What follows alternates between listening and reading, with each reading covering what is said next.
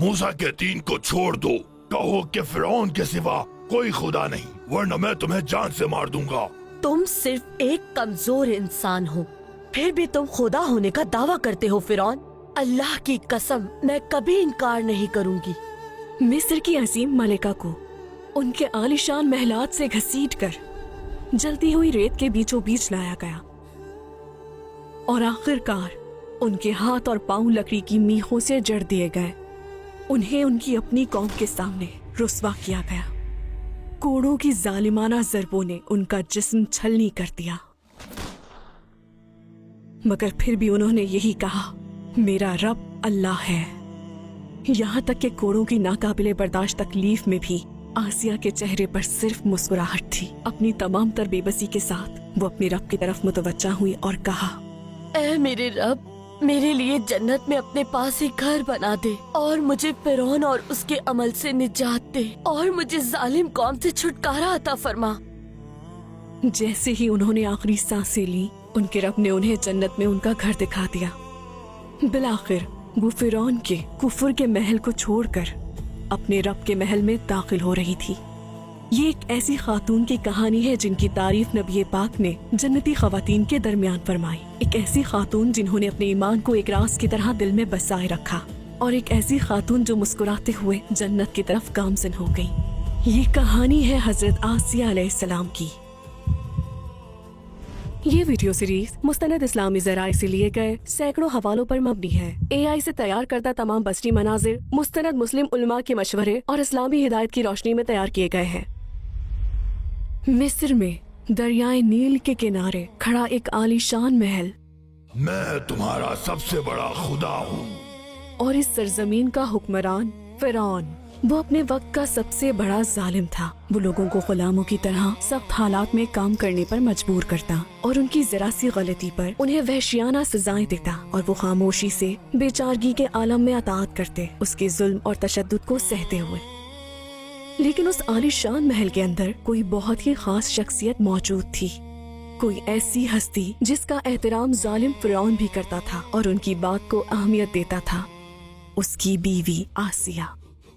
ایک ایسے ظالم حکمران کی بیوی ہونے کے باوجود آسیہ ایک ایسی خاتون تھی جن کا دل شفقت سے لبریز تھا۔ وہ محل کے سونے چاندی سے کبھی دھوکہ نہ کھا سکی، نہ ہی قیمتی لباسوں یا شاہی دعوتوں سے، کیونکہ وہ اس اندھیرے کو دیکھ سکتی تھی اور وہ معصوم لوگوں پر ہونے والے ظلم اور تشدد کو نظر انداز نہیں کر سکتی تھی۔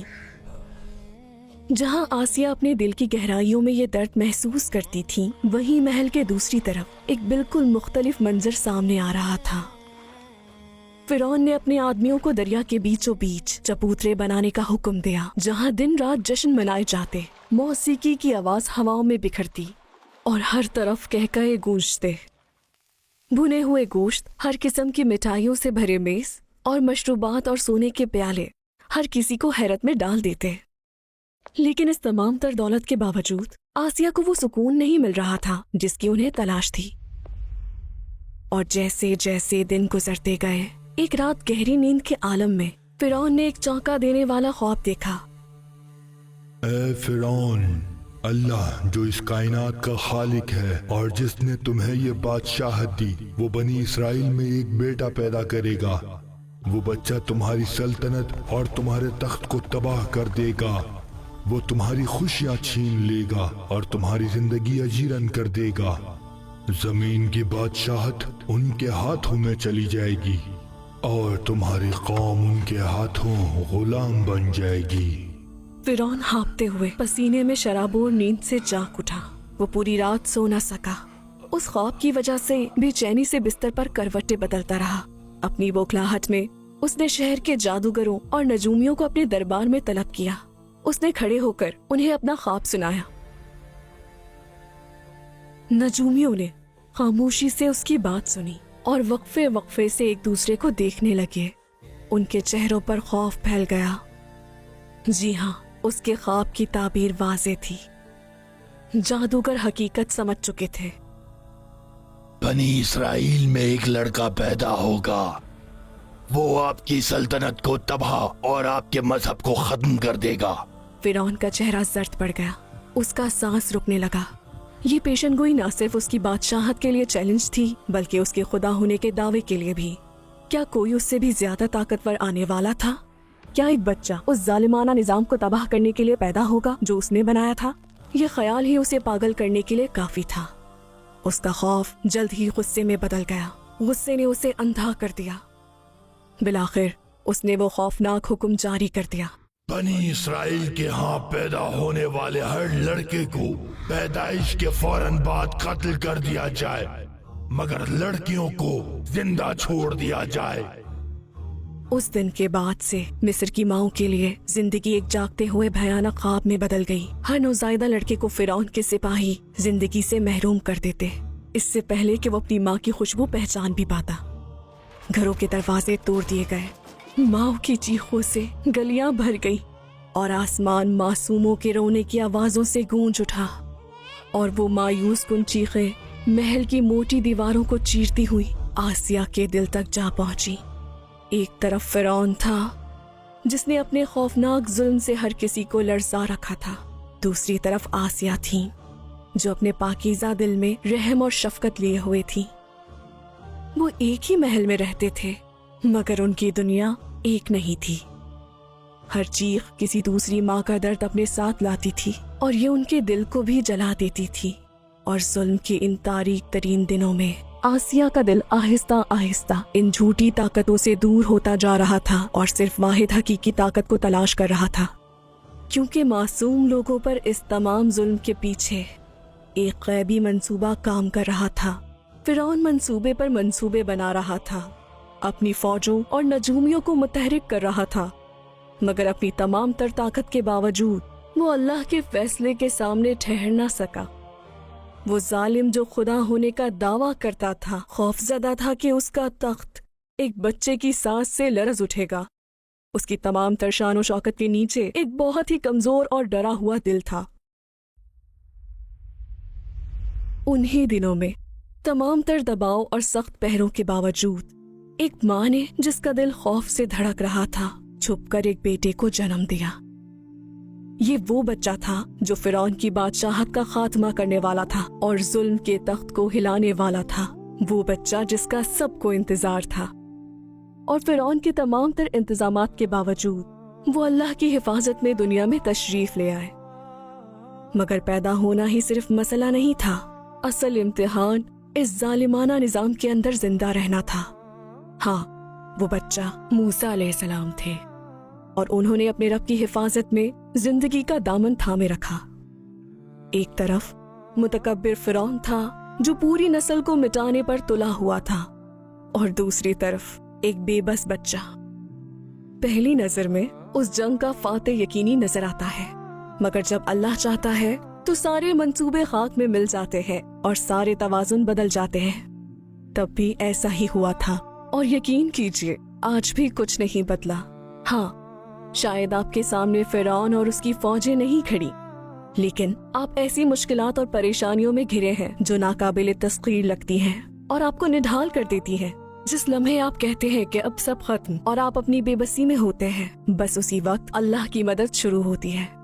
قرآن ہمیں یہ طاقتور حقیقت یوں بتاتا ہے، اگر اللہ تمہاری مدد کرے تو کوئی تم پر غالب نہیں آ سکتا، اور اگر وہ تمہیں چھوڑ دے تو پھر کون ہے جو تمہاری مدد کر سکے؟ ہاں، بچہ پیدا ہو چکا تھا، مگر ماں کو فرعون کے شر کا خوف تھا اور سمجھ نہیں آ رہا تھا کہ اپنے بچے کو کیسے بچائیں۔ تو عین اسی مایوسی کے لمحے میں اللہ نے ان کے دل میں بات ڈالی، اسے دودھ پلاتی رہ، پھر جب تجھے اس کے متعلق خطرہ محسوس ہو تو اسے دریا میں ڈال دے، اور نہ ڈرنا اور نہ غم کرنا، ہم یقیناً اسے تیری طرف لوٹائیں گے اور اسے رسولوں میں سے بنائیں گے۔ اس الہام نے انہیں سکون بخشا۔ انہوں نے فوراً ایک بڑھئی سے لکڑی کا ایک چھوٹا صندوق خریدا، اور گھر واپسی پر انہیں گلی میں فرعون کے آدمی نظر آئے۔ ان کا دل جیسے حلق میں آ گیا، وہ گھبراہٹ میں گھر کی طرف بھاگی، لیکن موسیٰ وہاں نہیں تھے۔ انہوں نے خوفزدہ ہو کر اپنی بیٹی کو دیکھا۔ موسیٰ کی بہن نے اپنے بھائی کو چھپا دیا تھا۔ ماں نے سکون کا ایک گہرا سانس لیا، لیکن وہ جانتی تھی کہ وہ اب اس راز کو مزید چھپا نہیں سکتی۔ فرعون کے سپاہی کسی وقت بھی اندر گھس سکتے تھے۔ اسی وقت انہیں وہ الفاظ یاد آئے جو اللہ نے ان کے دل میں ڈالے تھے۔ بالآخر موسیٰ کو دریائے نیل کے سپرد کرنے کا وقت آ گیا تھا۔ کانپتے ہوئے ہاتھوں سے موسیٰ کی والدہ نے اپنے بچے کو صندوق میں رکھا اور آخری بار اس کے معصوم چہرے کو دیکھا۔ ان کی آنکھوں سے آنسو بہہ نکلے۔ جیسے ہی انہوں نے ڈھکن بند کیا، انہیں محسوس ہوا جیسے ان کا دل چیر دیا گیا ہو اور ان کی آنکھیں اشک بار ہو گئیں۔ انہوں نے صندوق کو دریائے نیل میں ڈال دیا۔ صندوق آہستہ آہستہ لہروں پر بہنے لگا۔ انہوں نے اپنی بیٹی سے کہا کہ وہ اس صندوق پر نظر رکھے جو اس کے بھائی کو لے جا رہا ہے۔ کسی کی نظروں میں آئے بغیر موسیٰ کی بہن دریا کے کنارے کنارے چلتی رہیں، جیسے جیسے صندوق پانی کے بہاؤ کے ساتھ تیرتا جا رہا تھا۔ اور کچھ دیر بعد وہ ٹھٹک کر رک گئی، کیونکہ اس نے دیکھا کہ دریا اس صندوق کو سیدھا اسی خطرے کے جبڑوں میں لے جا رہا تھا جس سے وہ بھاگ رہے تھے، یعنی فرعون کے محل کی طرف۔ فرعون باہر کھڑا دریا کی طرف دیکھ رہا تھا۔ اچانک پانی پر تیرتے ہوئے صندوق نے اس کی توجہ کھینچ لی۔ اس نے فوراً اپنے خادموں کو پکارا، اس صندوق کو میرے پاس لے آؤ۔ خادموں نے حیرانی سے ایک دوسرے کو دیکھا، پھر صندوق کو پانی سے نکالنے کے لیے دوڑ پڑے۔ تھوڑی دیر بعد اسے محل میں لایا گیا۔ سب نے اپنی سانسیں روک رکھی تھی۔ تجسس کے ساتھ ان کی نظریں صندوق پر جمی ہوئی تھی۔ آہستہ آہستہ ڈھکن کھولا گیا۔ یہ بچہ لڑکا ہے، اسے قتل کر دو فوراً۔ مگر جس لمحے آسیہ نے بچے کو دیکھا، ان کے دل میں ممتا کی لہر دوڑ گئی، کیونکہ وہ اولاد کی نعمت سے محروم تھی۔ یہ بچہ ہم دونوں کی آنکھوں کی ٹھنڈک بنے گا، اسے قتل نہ کرو، شاید یہ ہمیں فائدہ پہنچائے یا ہم اسے اپنا بیٹا بنا لیں۔ مجھے اس کی ضرورت نہیں ہے۔ لیکن آسیہ اس کے لیے بہت خاص تھی۔ فرعون نے خود کو خدا قرار دے رکھا تھا اور وہ فوجوں پر حکمرانی کرتا تھا، لیکن وہ آسیہ کو نہ نہیں کہہ سکتا تھا۔ اور بالآخر وہ سنگ دل فرعون بھی آسیہ کی درخواست کو رد نہ کر سکا، اور یوں اس نے بچے کو قبول کر لیا۔ وہ ننھا بچہ اب اس سرد مہر محل میں آسیہ کی گرم جوش اور شفیق گود میں پروان چڑھے گا۔ آسیہ نے اپنی باہوں میں موجود بچے کو محبت سے دیکھا، پھر انہوں نے کہا، تمہارا نام موسیٰ ہوگا۔ اور قرآن اس لمحے کو یوں بیان کرتا ہے، پھر فرعون کے گھر والوں نے اسے اٹھا لیا تاکہ وہ آگے چل کر ان کے لیے دشمن اور غم کا باعث بنے۔ تقدیر کا کیا ہی خوبصورت موڑ تھا۔ ایک جان جو فرعون کے ظلم سے بھاگ رہی تھی، اب اسی ظلم کے مرکز میں آسیہ کے مہربان دل میں پناہ پا رہی تھی۔ آسیہ نے اس عالی شان محل کو ایک محفوظ پناہ گاہ بنا دیا تھا جہاں ایک نبی نے پرورش پانی تھی۔ لیکن ایک مسئلہ تھا، ننھے موسیٰ نے کسی بھی دایا کا دودھ پینے سے انکار کر دیا جو وہ ان کے پاس لاتے تھے۔ انہوں نے جتنی بھی کوشش کی، بچہ اپنی ماں کی خوشبو تلاش کرتا رہا اور اسے اجنبی بازوؤں میں سکون نہ ملا۔ مصر کی بہترین خواتین کو محل میں لایا گیا، لیکن ہر بار ننھے موسیٰ نے روتے ہوئے اپنا چہرہ پھیر لیا۔ بچے کو اس حال میں دیکھ کر آسیہ کا دل ٹوٹنے لگا۔ آخر کار مایوسی کے عالم میں انہوں نے حکم دیا، جتنی بھی دایا تم تلاش کر سکتے ہو محل میں لے آؤ۔ خواتین ایک کے بعد ایک آتی گئیں، لیکن ہر بار موسیٰ منہ پھیر لیتے اور ایک قطرہ بھی پینے سے انکار کرتے تھے۔ اللہ تعالیٰ قرآن میں اس لمحے کو اس طرح فرماتا ہے، اور ہم نے پہلے ہی اس پر دایا کا دودھ حرام کر دیا تھا۔ آسیہ کے دل میں ایک ناقابل بیان درد جاگا۔ کیا ہوگا اگر یہ بچہ بھوک سے مر گیا؟ کیا ہوگا اگر یہ میرے بازوؤں میں دم توڑ دے؟ محل کی عورتوں میں سراسیمگی پھیل گئی۔ اے معزز ملکہ، اگر یہ لڑکا مصری عورتوں کا دودھ نہیں پیتا تو شاید یہ بنی اسرائیل کی ان عورتوں کا دودھ پی لے جن کے لڑکے قتل کر دیے گئے ہیں۔ آئیے پیغام بھیجیں، ہر جگہ خبر پھیلا دو۔ جو بھی عورت آ کر اس بچے کو دودھ پلائے گی، میں اس کی حفاظت کروں گی، میں اسے امان اور بڑا انعام دوں گی۔ اسی اثنا میں موسیٰ کی والدہ اپنے بچے کی جدائی میں تڑپ رہی تھی۔ آنسو ان کے رخساروں پر بہہ رہے تھے۔ ان کا دل سوالوں سے بھرا ہوا تھا۔ اب اسے کس نے تھاما ہوگا؟ کیا وہ بھوکا ہے؟ کیا وہ رو رہا ہے؟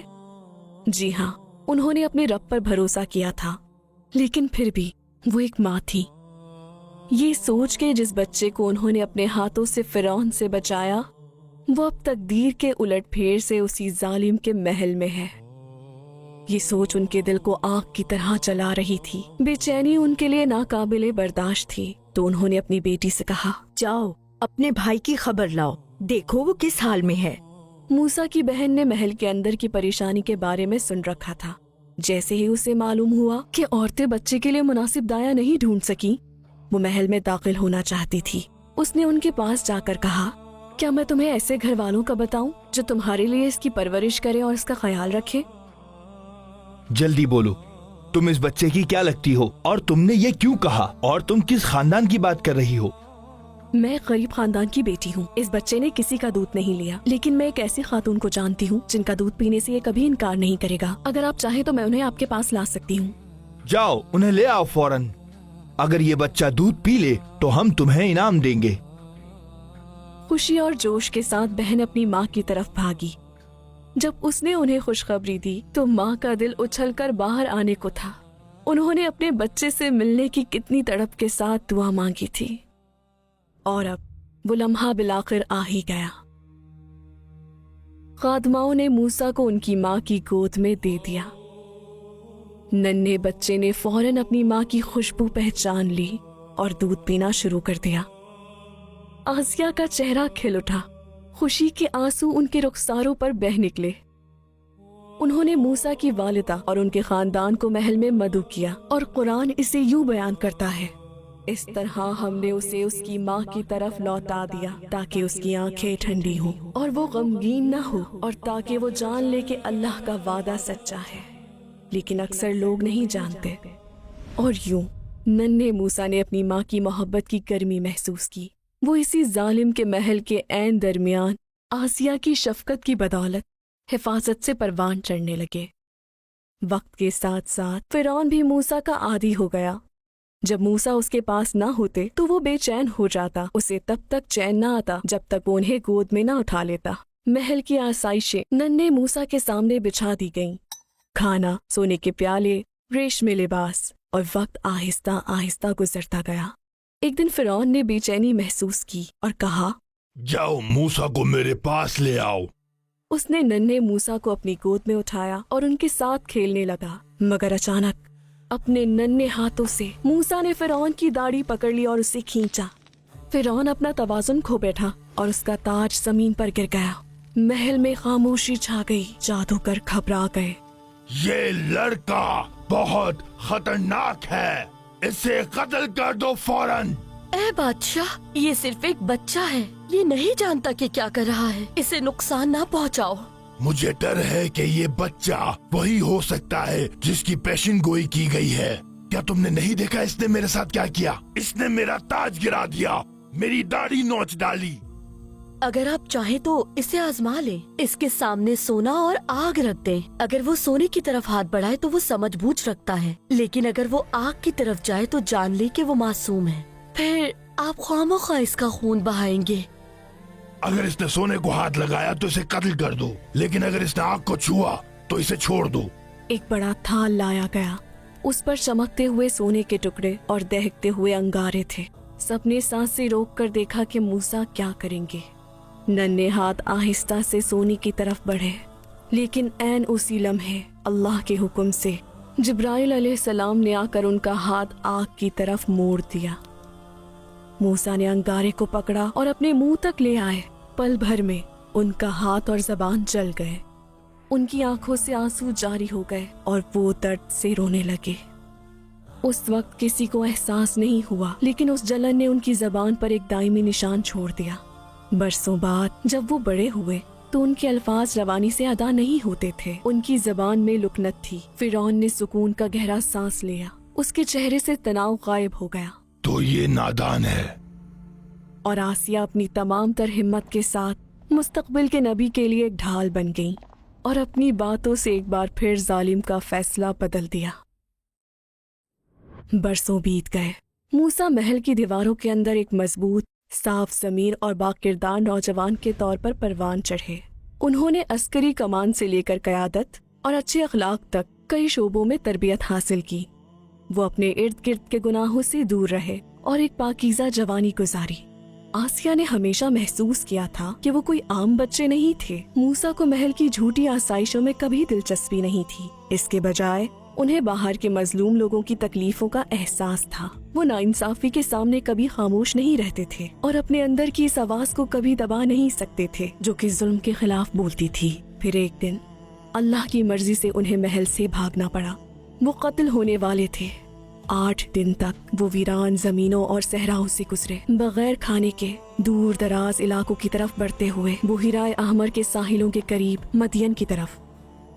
आसिया की आंखें आंसुओं से भर गईं और उनका दिल भारी था। एक नाकाबिले बयान गम के साथ माजी की यादें उनके जहन में गर्दिश करने लगीं। एक एक करके दरियाए नील की लहरों से निकाला गया वो नन्हा बच्चा, वो पहला लम्हा जब उन्होंने उसे अपनी बाहों में लिया, वो मुश्किलात जो उन्होंने उसकी हिफाजत के लिए झेली, वो दिन जब उसकी हंसी ने महल की सर्द दीवारों को गरमाया था, सब उनके जहन में वापस आ गई। और अब वो बच्चा जिसे उन्होंने सीने से लगाया और हिफाजत की, एक मुकद्दस अमानत की तरह अब बड़ा हो चुका था और उनके हाथों से निकल रहा था। दरअसल ये सफर हजरत मूसा को एक अजीम मिशन के लिए तैयार कर रहा था जो एक दिन जुल्म को शिकस्त देने वाला था।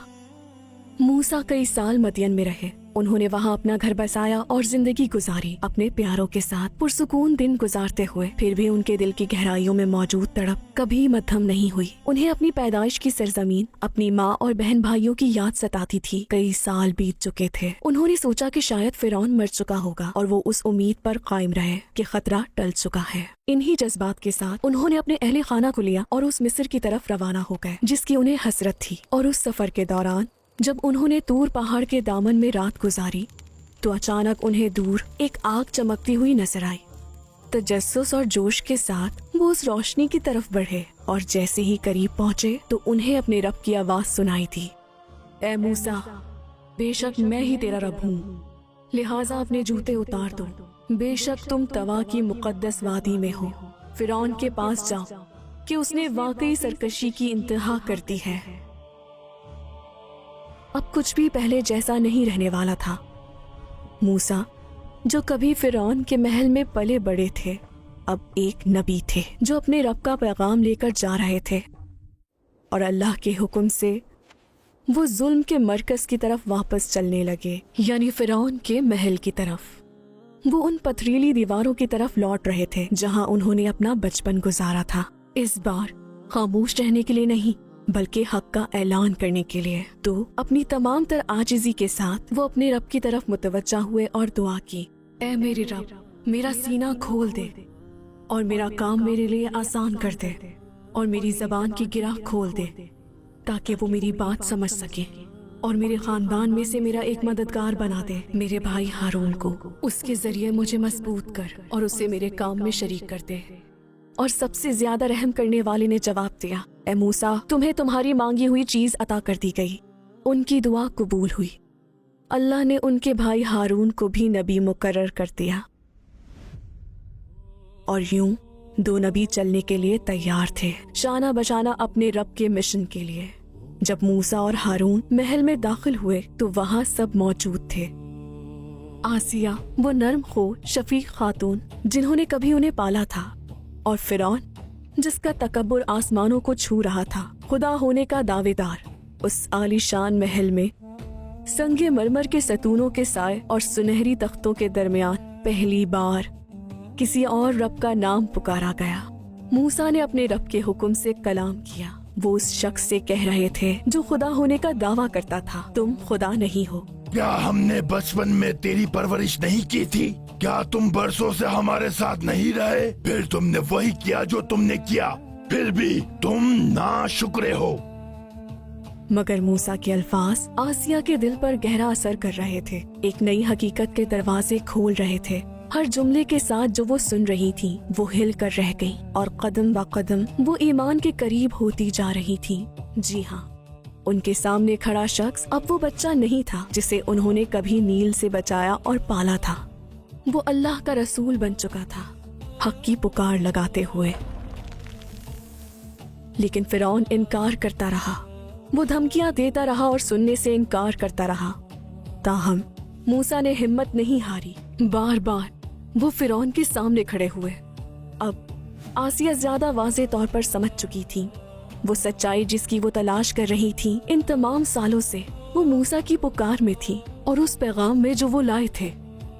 अब उन्होंने वाहिद हकीकी खुदा को चुन लिया, हजरत मूसा के रब को। लेकिन अभी उनमें इतनी हिम्मत नहीं आई थी कि वो बुलंद आवाज में उसका इजहार कर सके। महल के खामोश कमरों में वो चुपके से दुआएं कर रही थी। उन्होंने अपनी आंखें आसमान की तरफ उठाई, अपने दिल में एक ही नाम सरगोशी से लिया, अल्लाह। फिरऔन अब भी उनसे मशवरा करता, उनकी बातों की कदर करता। उसे जरा सा भी शक नहीं था उनकी वफादारी पर। मगर आसिया की वफादारी अब उसके साथ नहीं थी, वो सिर्फ अपने रब के साथ थी। हर दिन एक भारी बोझ बनता गया। तकब्बुर में डूबे हुए शख्स के गजब को देखना, हुजूम को बुतों के सामने झुकते हुए देखना, ये सब एक असियत थी जिसे सहना मुश्किल था। वो महल जो बाहर से इतना शानदार था, आसिया के दिल में एक कैद खाने में बदल चुका था। एक नजर, एक लफ्ज, यहाँ तक कि खामोशी भी उनका ईमान जाहिर कर सकती थी। मगर वो सब्र से रहीं।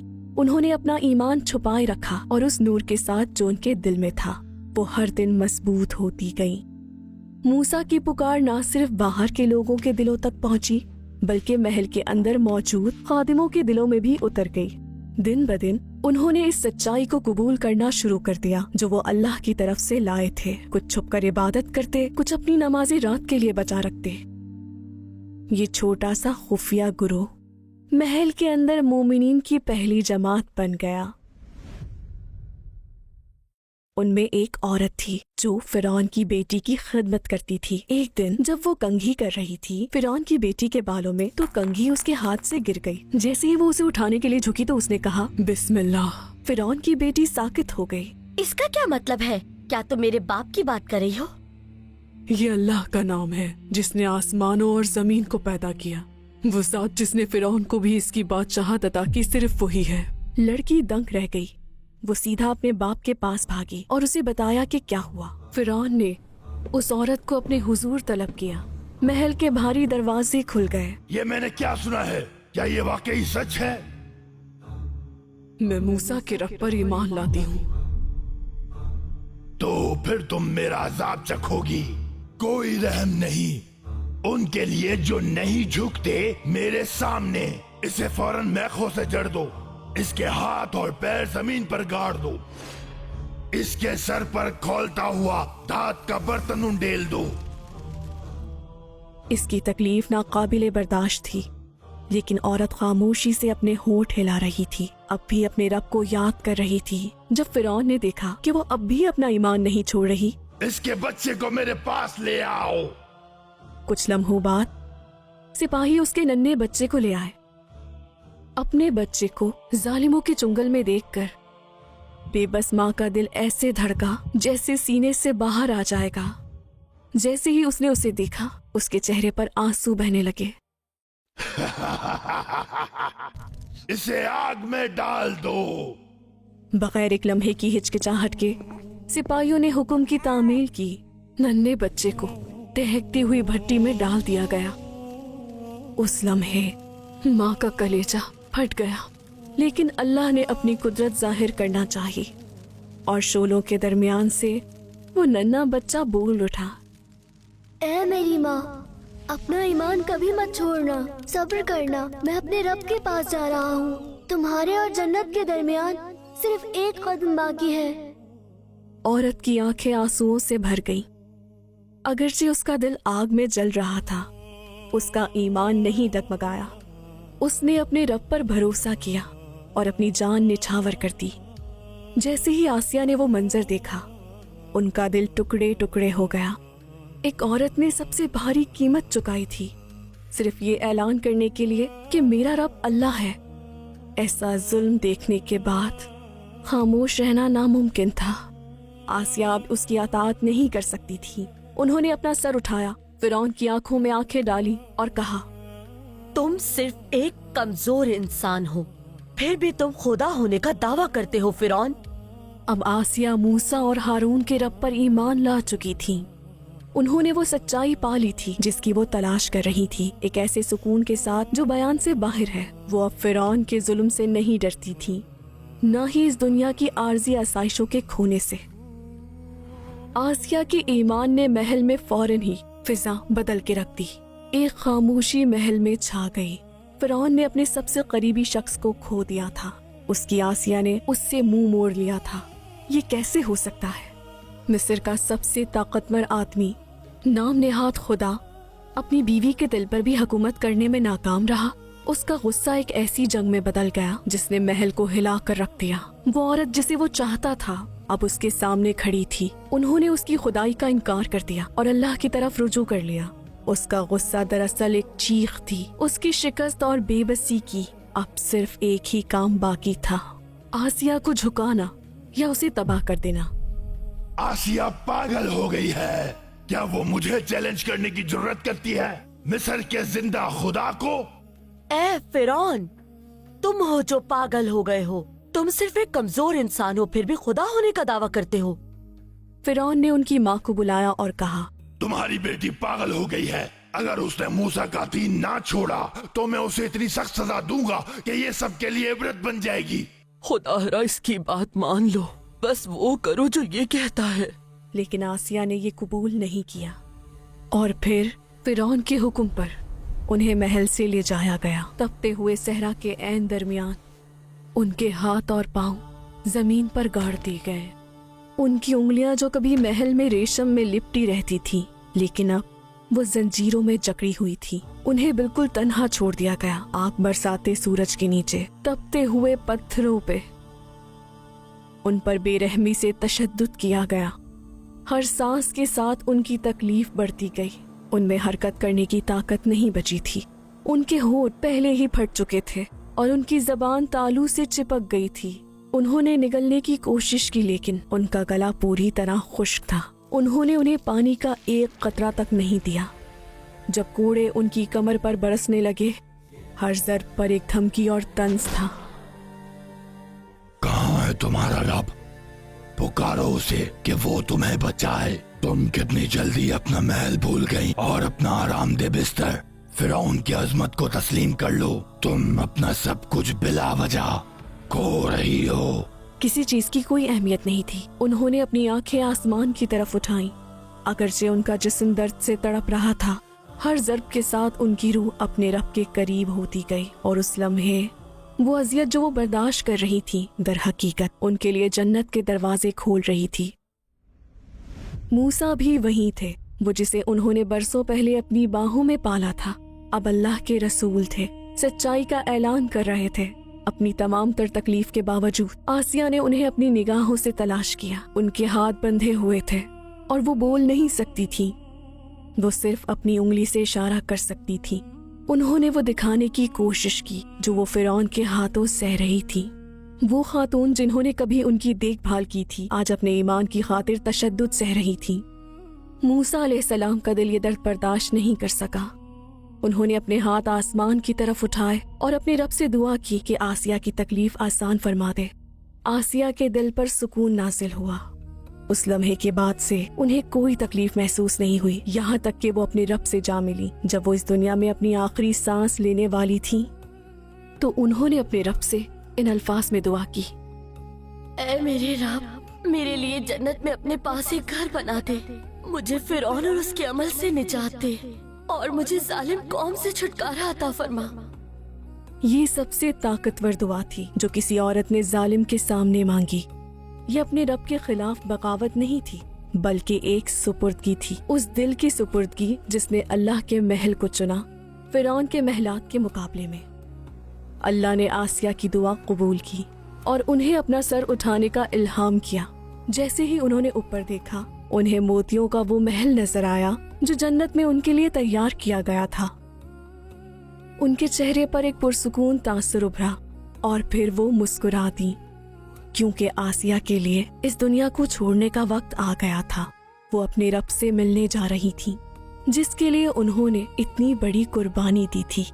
मोतियों का वो महल जिसकी उन्होंने दुआ की थी और जिसे देखने के लिए वो तरस रही थी, अब उन्हें बुला रहा था। लेकिन फिरौन, जिसके दिल पर कुफर की मोहर लगी हुई थी, जहालत में हंसा। इस पागल को देखो, ये तकलीफ में है फिर भी हंस रही है। मगर आसिया पहले ही इस दुनिया फानी से रुखसत हो चुकी थी। उनकी रूह अब अल्लाह से मुलाकात के सुकून से सरशार थी। जी हाँ, आसिया इंतकाल कर चुकी थी, लेकिन मूसा ने वो फरीज़ा पूरा कर दिया जो अल्लाह ने उन्हें सौंपा था। फिरौन और उसकी फौज बहरा अहमर के ऐन दरमियान फंस गए। जैसे ही उसकी मौत करीब आई, उसने तौबा करने की कोशिश की, लेकिन अब बहुत देर हो चुकी थी। अल्लाह ने उस मुतकब्बिर बादशाह को वहीं तबाह कर दिया। आसिया का सब्र रायगा नहीं गया। जुल्म का महल अब गिर चुका था और ईमान की जीत हुई थी। उस दिन फिरौन हार गया और एक औरत की हिम्मत सदियों तक सुनाई जाने वाली दास्तान बन गई, ऐसे हालात में भी जो नामुमकिन लगते थे। आसिया ने हमें यकीन करना सिखाया, बगैर बहानों के, बगैर ताखीर के। वो एक ऐसे जालिम के महल में थी जिसने खुद को खुदा करार दिया था, लेकिन उन्होंने ईमान लाने के लिए बेहतरीन हालात, बेहतर माहौल या अपने खौफ के खत्म होने का इंतजार नहीं किया। उसके बजाय हर मुश्किल का सामना करते हुए वो आगे बढ़ी और कहा, मेरे लिए मेरा रब ही काफी है। और वो कदम जन्नत का दरवाजा बन गया और आसिया ने अपना सफर मुकम्मल कर लिया। लेकिन वो हमारे लिए एक सवाल छोड़ गई, क्या हम भी मौत का इस्तकबाल मुस्कुराहट के साथ कर सकेंगे? तमाम मुश्किलात और आजमाइशों के बावजूद क्या हम कह सकेंगे ला इलाहा इल्लल्लाह अपनी आखिरी सांस में? हाँ मेरे रब, मैं समझती हूँ कि तेरी रजा हासिल करने का वाहिद तरीका बहानों और खौफ के पीछे छुपना छोड़ देना है, और फिर भी मैं हार मान लेती हूँ अपने नफ्स के बहानों के आगे। मैं मुसलसल तेरी तरफ सीधे रास्ते पर अपने कदम मौखर कर रही हूँ। अजान होती है और मेरे अंदर से एक आवाज आती है, आओ अल्लाह बुला रहा है। मगर मैं फिर भी ताखीर करती हूँ। मैं कहती हूँ बस 5 मिनट और, मैं जल्द उठ जाऊंगी। और वो जल्द कभी नहीं आता। अपने हिजाब के लिए, अपनी नमाज के लिए मैं खुद से कहती हूँ एक दिन इंशाअल्लाह, लेकिन उस एक दिन के लिए मेरे बहाने कभी खत्म नहीं होते। मैं हर रात खुद से वादा करती हूँ कि फला गुनाह छोड़ दूंगी, लेकिन सुबह तक मैं खुद को फिर से अपने नफ्स के आगे हारता हुआ पाती हूँ। मैं अब शैतान से नहीं लड़ रही, मैं खुद से लड़ रही हूँ। और इस जंग में हमेशा मैं ही वो होती हूँ जो हार जाती है। और मुझे जिस चीज का सबसे ज्यादा डर है वो मौत है मेरे रब। जब वो लम्हा आएगा और मैं बिल्कुल भी तैयार नहीं होंगी, मेरे हाथ खाली, मेरी रूह थकी हुई, तो मैं अपने साथ क्या लाऊंगी जब तेरे सामने मौजूद होंगी? उस कल का झूठा वादा जो कभी आया नहीं। जब मेरी मौत आएगी तो इस दुनिया में मेरी कहानी खत्म हो जाएगी। उसी पहले लम्हे से मेरा नाम मिटना शुरू हो जाएगा। कोई मेरा नाम भी इस्तेमाल नहीं करेगा। वो पूछेंगे जनाजा कहाँ है? सिर्फ चंद घंटों में वो नाम जिसे मैं जिंदगी में इतना अजीज रखती थी, इस सर्द अजनबी लफ्ज से बदल दिया जाएगा। मेरी माँ, मेरा बाप, मेरा शरीके हयात जिसे मैं अपनी मोहब्बत कहती थी, मेरा बच्चा जिस पर मैं जान देती थी, मेरी सहेलियाँ, उनमें से हर कोई मेरे लिए फातिहा पढ़ेगा। मुझ पर मिट्टी की वो आखिरी मुट्ठी डालेगा और फिर मुड़कर चला जाएगा।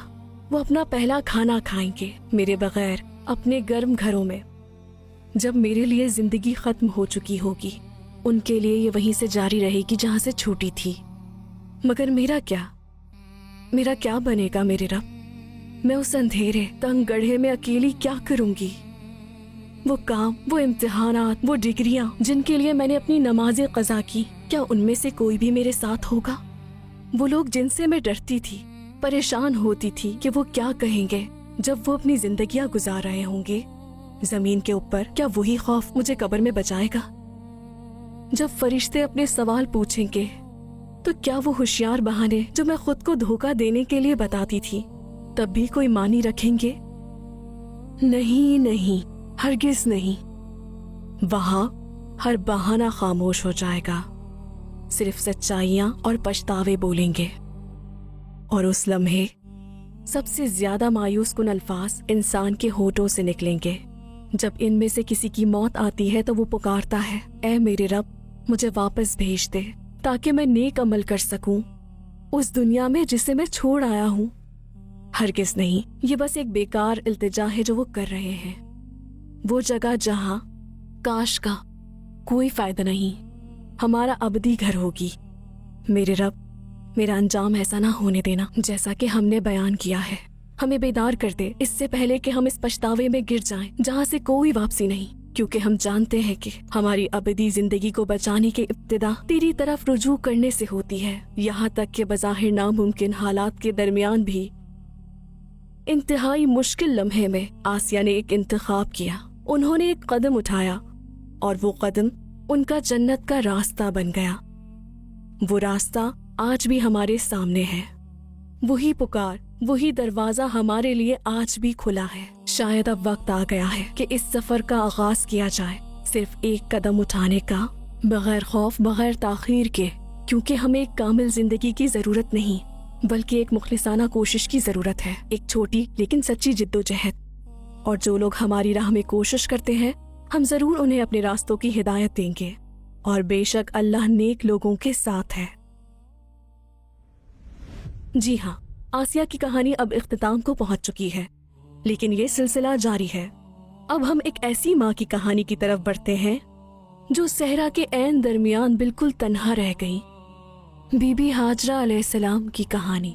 वो एक ऐसा दिल थी जिसने अल्लाह के सामने सरे तस्लीम खम किया जब तमाम उम्मीदें खत्म हो चुकी थी, और शायद वो सुकून जिसे आप अपने इंतहाई मायूस को लम्हे में तलाश कर रहे हैं, इस सफर में आपका मुंतज़िर है।